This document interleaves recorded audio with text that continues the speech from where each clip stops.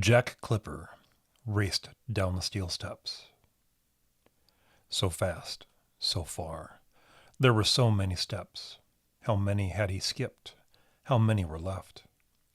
After a point you get the idea you're running in a dream, and there's no end to it. He felt the air turn colder as he drew deeper into the mountain, managing each step with balance as much as speed, sensing through the hard rubber soles of his boots how much the steel steps flexed under his weight. Emergency alert. There was no time for false emergency, no time for drills, no time for pretend. Even if the sirens going off were a damn good prank, there was no time for fun and games. Every second counted. Just like when he was a little boy. There he was running after his big brother down the hill, so fast, so far. He had to make sure he didn't outrun his feet. Wasn't so bad back then, toppling forward in a fit of speed, tumbling down a grass-covered hill. He was 30 years older and running down a flight of steel steps. The outcome wouldn't be as picturesque. Soft muscle, hard steel, mixed with gravity and inertia. If there was anything left to remember from the outcome of a hard fall at the bottom of the stairs, a pool of blood and broken bones. Of course. When the end of the world is about to happen, there was no time for memories. Animal instinct, fight or flight, for survival, even for just a few more moments. When the unnatural thunder cracks overhead and more than one sun rises in the east, and simultaneously in the west, the last thing on anyone's mind should be those tidy little memories of the boy with skinned knees and elbows. Now, memories were foremost on the mind. Those last moments before the end of the world is like being in one's deathbed. At the point, memories are the only thing to look forward to. In flashing instances, hints and shadows behind the eye, the memories too are running from the bombs, wanting nothing more than the preservation of the gray blob in which those memories exist. When there is no place to hide, when the shadows are just as dangerous and deadly as being out in the open, destruction right along sidewalks in the park. The smell of a summer flower holds the key, especially when there is no place to hide. The hope in running from an all-consuming danger is utmost. Run, you bastard, run. Emergency alert. Emergency alert. Jack Clipper passed a sign, red bold letters printed on white. No running. That was the policy. Employees and technicians going up and down the steps didn't run.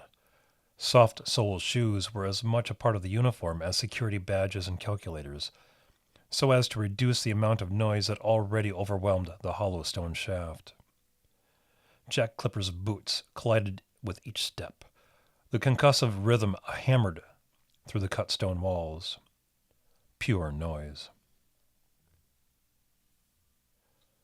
These cut stone walls were blended in with concrete and steel, streaked with water stains and mineral deposits. The odor was like a wet basement of an abandoned house, or that warm autumn rain that covered the concrete floor of an idle factory. Jack hated that smell. Jack neither seen nor smelled death, of man or animal, yet he associated that musty, wet concrete smell with death, the smell of a tomb. The smell made his skin crawl, the soul go dark. In the world he was born into, so much of it was associated directly with death.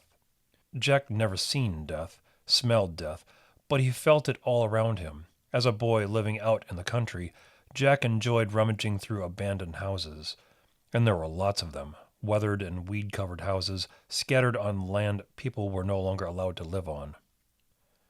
Most of the farming was automated, and most farmers were captured and turned into factory workers. The old-school farmer had been made obsolete by an offspring too coddled and pacified to take up their father's or grandfather's work, so their efforts were replaced. As a boy transplanted into the city, he He loved trespassing through old factories, the cavernous rooms which once housed huge mills and stamping machines and forming dyes, checking all the corners for evidence of post-industrial decay. And there were more abandoned factories in the cities than abandoned homes in the country, as the homes of his childhood had since turned to dust. Jack just hated the smell of dirty, wet concrete. The shaft was cut at a 45-degree incline down into the interior of the mountain, the steel steps built along the entire length of the shaft. Jack counted each step as to keep from running faster than his feet. There was a much larger shaft running tandem with the stairwell. Little more than a thin skin of reinforced concrete divided the two. In spite of the probate against stomping up and down the steps, none of that could be heard over the noise from the neighboring shaft. Some of the base complained. Why stairs and not an elevator? Every day an employee posted a comment to base management about the necessity for building elevators rather than stairs. Maybe not here. Maybe in the future bases, if there was a future to build bases in. Steps were out of place and dangerous and exhausting and slowed down traffic of important business. The comments were quickly scrubbed from the base servers. Base managers were themselves ordered to tear up written complaints. Any debate on the matter was squished quickly, in spite of the obvious chronic concerns expressed. Employees who posted their opinions were well known, allowed to vent their irritation as long as it didn't interfere with their work or the company they worked for. Otherwise, everyone was happy, as an approximation of happiness defined by whatever social influence at the time. It was tough to keep track of happiness trends. Regardless, the hard, sharp edges and corners of the stairs had claimed the health and well-being of the careless few who rushed down into the mountain interior. Just missing the last step meant disaster for a poorly supported ankle. 150 steps, and no soft landing at the bottom. Once or twice an officer or technician suffered a sprain or a broken femur or fractured pelvis after a slipped step sent them tumbling down the stairs. A few cuts and bruises, a fractured jaw, a broken wrist, and before they were treated for their injuries, Mr. Wilcox took the time to remind them of their responsibilities for keeping safe work practices. You are being a bad example to us all. Jack Clipper caught the edge of one of the steps with the heel of his boot. A flashing chill ran through his body at the thought, the fear, of breaking his neck at the bottom of the steps. He ignored the siren sounding, the few lights in the shaft flashing yellow, the voice of warning echoing against the stone and steel. Emergency alert. Emergency alert. It was drowned out by the voice in his head, mixed with a vision of his broken and bloodied body at the bottom of the stairs. Focus on the steps.